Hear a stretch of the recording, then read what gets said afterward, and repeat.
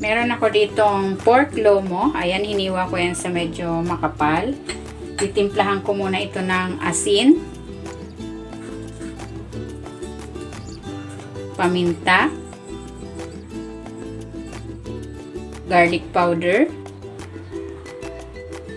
paprika powder, rosemary leaves. Maglalagay din ako dito ng oregano.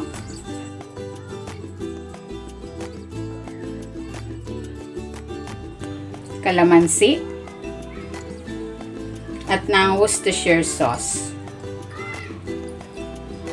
Haluin ko ito para makombine yung ating mga ingredients. Ayan, kung hindi ka pa nakapag-subscribe sa aking channel, please subscribe at i-click mo na rin ang notification bell para lagi kang updated sa aking latest recipes.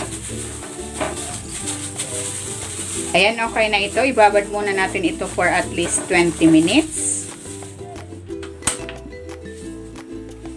Maglalagay ako ng cooking oil.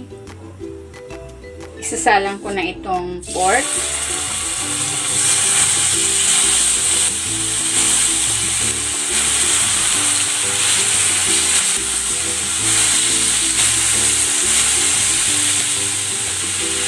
Maglalagay ako dito ng bawang.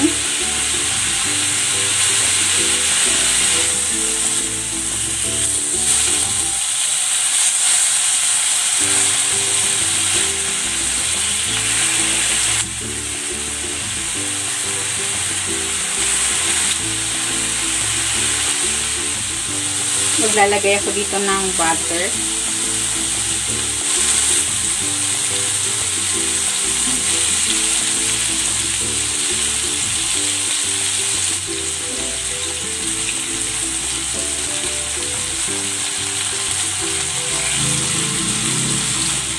Ayan, luto na itong ating pan-grilled pork loin. Hanguin na natin.